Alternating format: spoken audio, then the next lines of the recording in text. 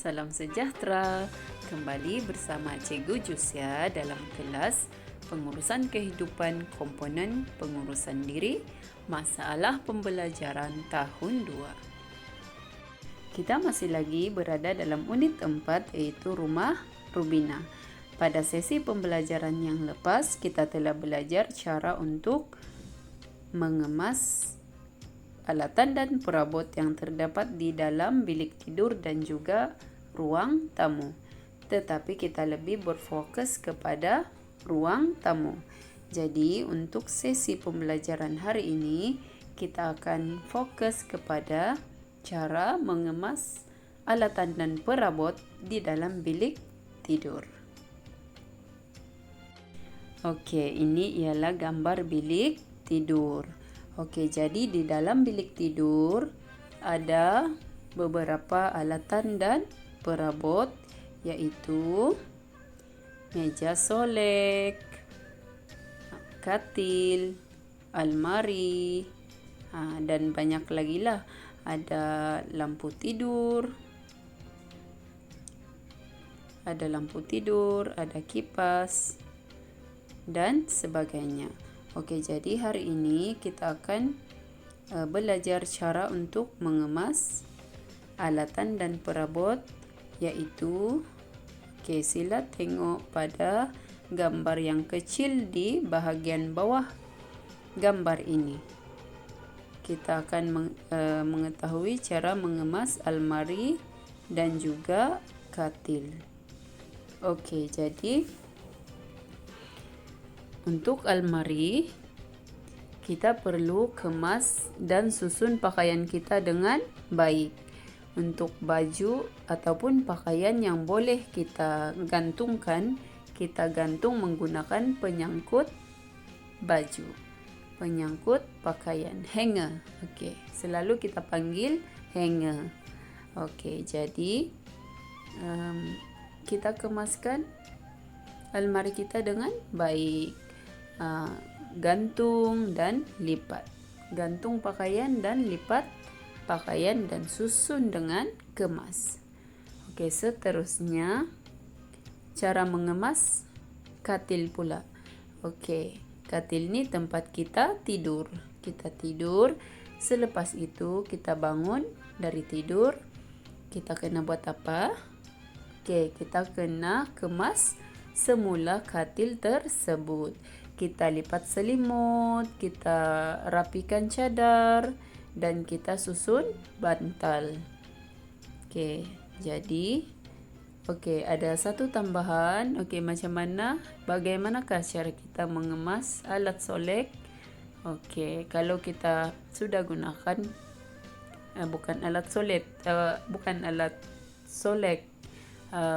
meja solek. Okey, bila kita sudah gunakan meja solek, kita mestilah kemas semula alatan yang terdapat di atas meja solek ni. Contohnya sikat, bedak, minyak rambut, lotion tangan. Okey, susun semula dengan baik. Okey. Boleh murid-murid? Okey, murid-murid, ini ialah perabot yang terdapat di dalam bilik tidur, iaitu almari. Bagaimanakah caranya kita mengemas almari? Okey, dalam gambar pertama terdapat pakaian yang masih terletak di dalam kotak.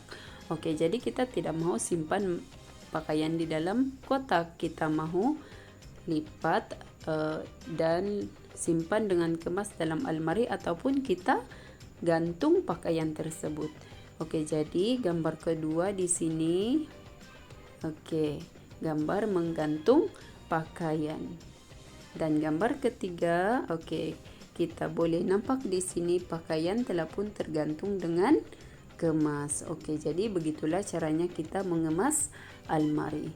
Kita lipat baju, susun dengan kemas dan cantik, kemudian kita gantung pakaian yang boleh digantung, dan seterusnya almari kita akan menjadi kemas. Oke.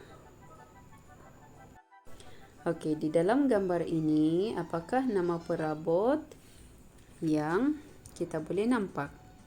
Oke, di sini kita boleh nampak ada meja solek. Oke, jadi bagaimanakah caranya kita mengemas meja solek ini? Oke, gambar yang pertama di sini. Oke, kita gunakan meja solek untuk kita berdandan. Berdandan maksudnya kita ikat rambut dengan kemas.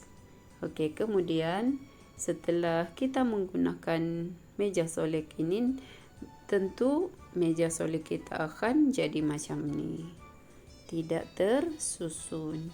Oke, jadi apakah tindakan yang kita perlu buat? Kita kena kemas semula. Oke, jadi begitulah caranya kita mengemas dan membersihkan meja solek, yaitu perabot yang terdapat di dalam bilik tidur kita. Oke, seterusnya katil. Katil juga adalah perabot yang terdapat di dalam bilik tidur.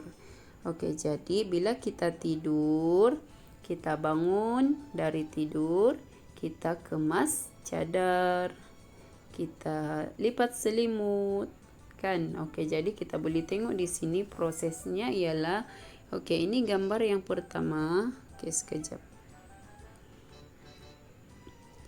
Ini gambar yang pertama. Kita tidur, kemudian gambar kedua, kita bangun dari tidur, kita kemaskan cadar dan selimut serta bantal. Dan gambar ketiga, oke, tengoklah katil telah pun tersusun dengan rapi. Oke, gambar pertama, gambar kedua, gambar ketiga mengikut urutan. Untuk latihan murid pada hari ini, cikgu mahu murid-murid buat latihan dalam buku aktiviti pengurusan kehidupan muka surat 25. Muka surat 25. Seperti tugasan pada sesi pembelajaran yang lalu, murid dikehendaki membuat salinan lembaran kerja ini terlebih dahulu. Fotostat, kemudian gunting gambar dan lekatkan di muka surat ini, tetapi mengikut urutan. Jangan ikut gambar yang terdapat di dalam muka surat ini.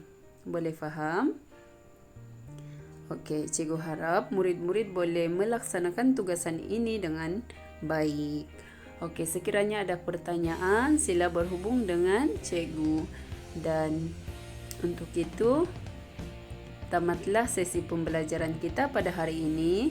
Jumpa lagi dalam sesi pembelajaran akan datang dan cikgu ucapkan selamat maju jaya dan selamat belajar. Jumpa lagi.